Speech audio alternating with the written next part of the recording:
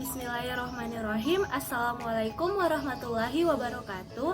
Perkenalkan, nama saya Almas Azatil Isma dengan nomor induk mahasiswa J1A120112 dari kelas B jurusan Kesehatan Masyarakat Fakultas Kesehatan Masyarakat Universitas Haluoleo Angkatan 2020. Pada kesempatan kali ini, saya akan membahas perkembangan kesehatan masyarakat di Indonesia pada mata kuliah Dasar Promosi Kesehatan. Sejarah kesehatan masyarakat di Indonesia dimulai sejak zaman penjajahan Belanda, tepatnya pada abad ke-19. Pada tahun 1807, pada waktu Gubernur Jenderal Daendels telah dilakukan pelatihan dukun bayi dalam praktik persalinan. Upaya itu dilakukan dalam upaya penurunan angka kematian bayi pada waktu itu. Tetapi upaya ini tidak berlangsung cukup lama dikarenakan langkahnya tenaga pelatih kebidanan pada saat itu. Kemudian pada tahun 1930 upaya ini kembali dilanjutkan, dimulai dengan mendaftarkan semua dukun bayi sebelum dilakukannya pelatihan penolong persalinan. Kemudian memasuki pada zaman kemerdekaan, pada tahun 1952, upaya tersebut mulai ditingkatkan lagi dengan diadakannya pelatihan-pelatihan dukun bayi yang lebih intensif tentunya. Pada tahun 1830, Sekolah Dokter Jawa didirikan di Jakarta. Kemudian, sekolah ini terkenal dengan nama Stovia atau School Thought of Leading Van Indis Artsen atau Sekolah untuk Pendidikan Dokter Pribumi. Setelah itu, pada tahun 1913, didirikan sekolah dokter yang kedua di Surabaya dengan nama Nederlands Indis Artsen School. Kemudian pada tahun 1927, Stovia berubah menjadi sekolah kedokteran dan akhirnya pada tahun 1947 berubah menjadi Fakultas Kedokteran Universitas Indonesia. Lalu, kedua sekolah kedokteran inilah yang akhirnya mempunyai peranan yang cukup besar dan cukup penting dalam mengembangkan kesehatan masyarakat di Indonesia. Tidak kalah pentingnya, dalam perkembangan kesehatan masyarakat di Indonesia telah berdirinya laboratorium di Bandung pada tahun 1888.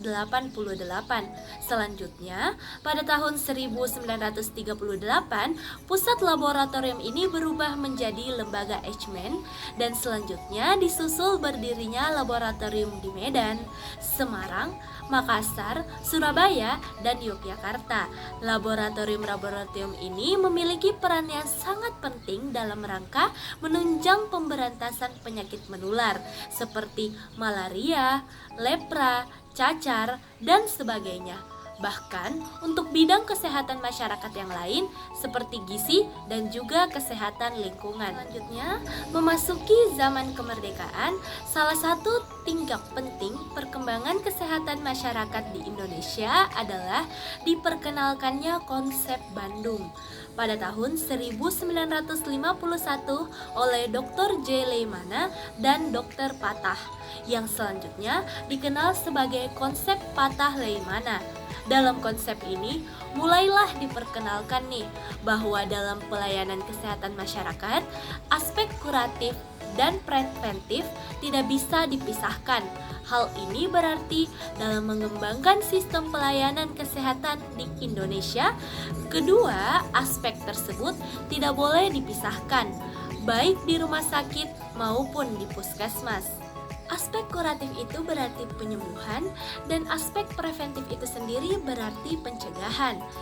Lebih jelasnya, aspek kuratif itu sendiri adalah suatu aspek dalam upaya kesehatan yang dilakukan untuk mencegah penyakit menjadi lebih parah melalui suatu pengobatan. Dan adapun aspek preventif itu sendiri adalah aspek dalam suatu upaya melakukan berbagai tindakan untuk menghindari terjadinya berbagai masalah kesehatan itu sendiri yang mengancam diri kita sendiri maupun orang lain di sekitar kita pada masa yang akan datang. Dan untuk lebih jelasnya, Dr. Johannes Leimana atau Leimena dan Dr. Abdul Patah atau Dr. Patah merupakan dua orang yang sama lulusan dari Stovia atau School Thought of Leading van Indes Artsen yang merupakan sekarang Fakultas Kedokteran Universitas Indonesia. Tidak hanya itu, Dr. Patah merupakan pendiri Fakultas Kedokteran Universitas Pajajaran. Dan juga Dr. Johannes Leimena merupakan salah satu tokoh politik di negara kita yaitu Indonesia.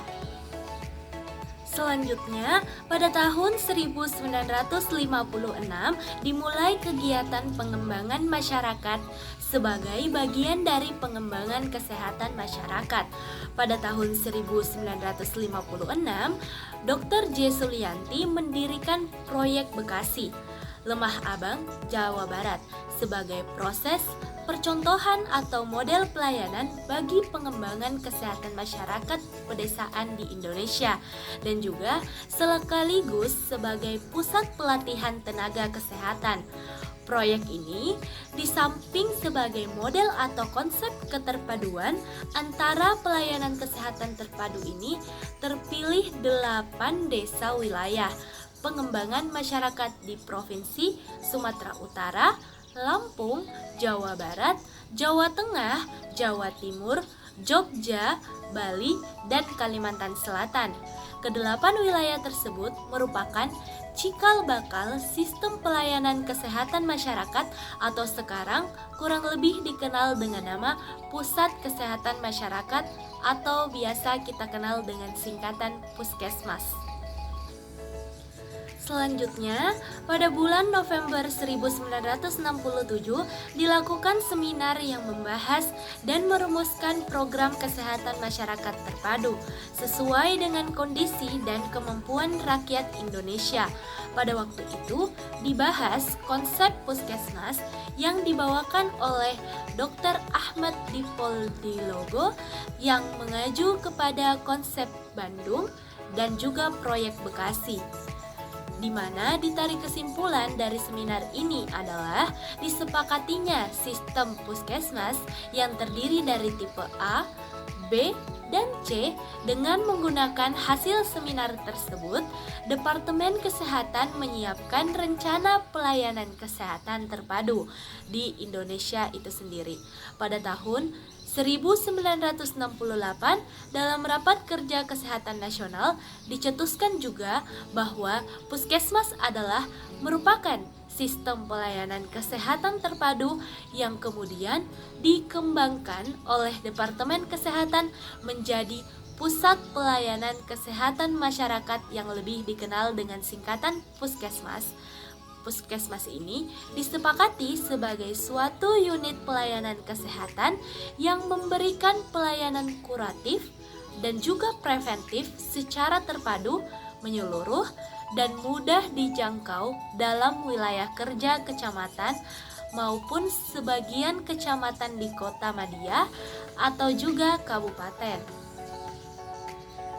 Lalu, dari pengalaman-pengalaman praktik kesehatan masyarakat yang telah berjalan sampai abad ke-20, Winslow pada tahun 1920, seorang ahli kesehatan masyarakat, merumuskan batasan yang sampai sekarang masih relevan, yaitu kesehatan masyarakat atau public health adalah ilmu dan seni mencegah penyakit, memperpanjang hidup, dan meningkatkan kesehatan melalui usaha-usaha pengorganisasian masyarakat.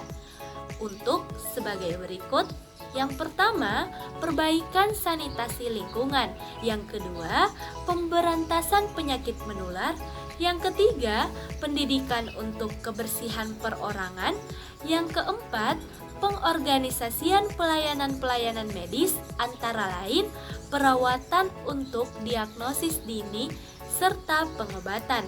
Dan yang terakhir, pengembangan rekayasa sosial untuk menjamin setiap orang terpenuhi kebutuhan hidup yang layak dalam memelihara kesehatannya.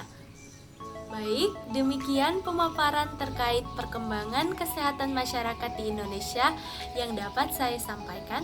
Lebih dan kurangnya mohon dimaafkan. Wassalamualaikum warahmatullahi wabarakatuh.